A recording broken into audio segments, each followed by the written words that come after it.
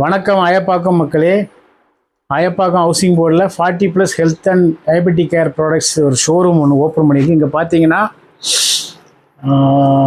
MCR chappal, கால் வலி, குதிகால் வலி, பாத வலிக்கு ஒரிஜினல் ஹேண்ட்மேடு எம்சிஆர் செப்பல்ஸ் இருக்குது.